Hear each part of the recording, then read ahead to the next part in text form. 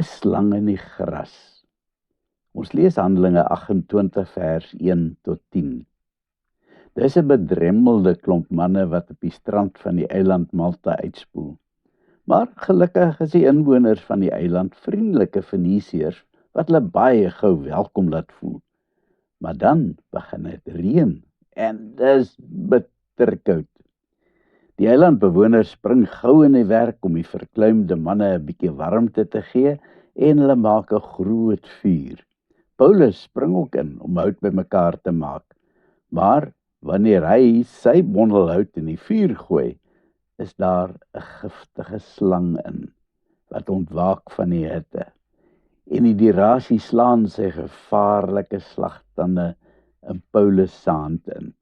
En daar hang hy vir almal om te sien. Die eilandbewoners deins verskrik terug. Nie vir die slang nie, maar vir Paulus. Daardie man moet beslis 'n moordenaar wees, fluister hulle vir mekaar, terwyl hulle skeef na Paulus kyk. Ja, beaam een van die manne, hy het die storm oorleef, maar nou neem die gode op 'n ander manier wraak oor sy misdaad. Hy sal beslis nie lewe nie. Die gode sal jou terugkry op die een of ander manier, so glo hulle. As jy die een ongeluk vnuik, kry hulle jou op 'n ander manier beet.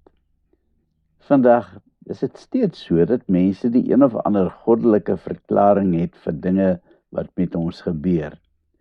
Doen jy iets verkeerd, dan rus God se straf op jou, of die duiwel kry jou beet. Doen jy iets goed, dan is die goeie dinge wat met jou gebeur God se seën op jou, omdat jy nou kwansy so goed is.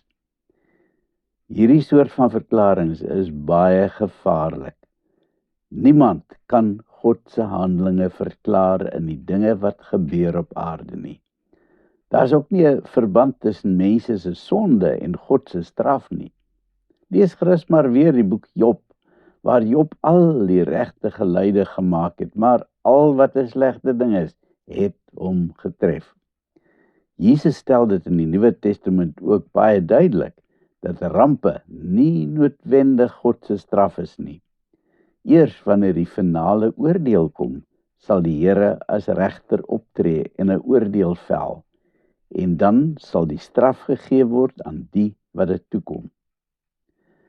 Wanneer die slang Paulus byt, is hy beslis nie paniekbevange nie. Hy skud bloot die slang in die vuur af en gaan sit by die vuur. Groot oog staar almal hom aan en wag dat sy hand soos 'n ballon moet opswel en dat hy dood neerval. Maar dit gebeur nie. Paulus lyk so normaal soos enige een van hulle en sy hand swel nie eers op nie. Hy is 'n God, gaan die fluistering om tussen die mense as hulle sien dat hy niks oorkom nie. Binne 'n kort rukkie verander Paulus dramaties in hulle oë van 'n moordenaar na 'n goddelike figuur. Met Paulus se aansien wat so styg, kom die hoofman van die eiland, Publius, na hom toe en bied aan dat hy en sy reisgenote, dis nou Lukas en Aristarchus, by hom tuis gaan as sy gaste vir 3 dae. Daar aangekom, verneem Paulus dat Publius se pa baie siek is van maagkoors. Mag ek hom sien, vra Paulus, en dan lê hy sy hande op die siek man en bid vir hom. En onmiddellik is die man genees. Die nuus versprei soos 'n veldbrand en in 'n ommesientjie staan daar 'n groot bondel siekes voor die deur. Paulus bid vir elkeen en hulle word almal genees. Die inwoners van Malta is oorstelp van vreugde en hulle oorlaai Paulus en sy vriende met geskenke. Wanneer hulle 3 maande later vertrek, voorsien hierdie inwoners hulle van alles wat hulle nodig het vir hulle reis. As die kaptein na Paulus geluister het, sou hulle reis nooit in 'n ramp geëindig het nie. Hulle sou waarskynlik nooit eers in Malta gestrand het of selfs daar aangedoen het nie. Maar God neem hierdie kaptein se ongehoorsaamheid en hy gebruik dit tot sy eer.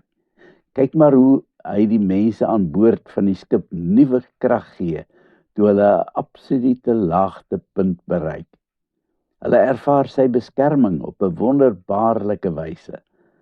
Waar hulle gedoem was tot 'n besliste seegraf, red hy elke mens op die skip en bring hulle ongedeerd op die eiland. Maar dan gaan hy 'n stap verder. Hy voorsien dat 'n giftige slang vir Paulus pik, maar dat Paulus niks oorkom nie. Weereens sodat sy naam verheerlik kan word. Hierdie insident maak deure oop vir Paulus om in die harte van die inwoners van Malta te kruip. Ook Paulus se pa word Publius se pa word presies dieselfde oomblik siek, sodat Paulus die krag van God kan demonstreer. En dit maak verdere deure oop, sodat Paulus kontak kan hê met al die inwoners van Malta, en dat hy hulle vertroue onvoorwaardelik kan wen. Lukas vertel nie vir ons van mense wat die evangelie aangeneem het nie, maar ek is doodseker dat Paulus beslis nie in daardie 3 maande sou stil sit en niks doen nie. Hy sou sekerlik die evangelie laat weer galm het oor die eiland. God gebruik dikwels mense se hardkoppigheid om die koninkryk van God te bou. En dikwels gebruik hy rampe en slegte gebeurtenisse tot sy eer. Ek kan getuig van talle slegte dinge wat my getref het, wat die Here omgeswaai het om sy almag te toon. Wees dankbaar in alle omstandighede. Moenie kerm as die ongeluk jou tref nie, maar sien dit in 'n positiewe lig. God kan iets baie goed daaruit laat voortspruit. Kom ons bid. Here, so dikwels kom daar dinge in my lewe waarvoor ek nie beplan het nie. Soms is hulle onaangenaam en dan kla ek. Ek moet egter besef dat U selfs van die slegste situasie 'n geleentheid kan maak. Maak my asseblief dankbaar in elke situasie. Amen.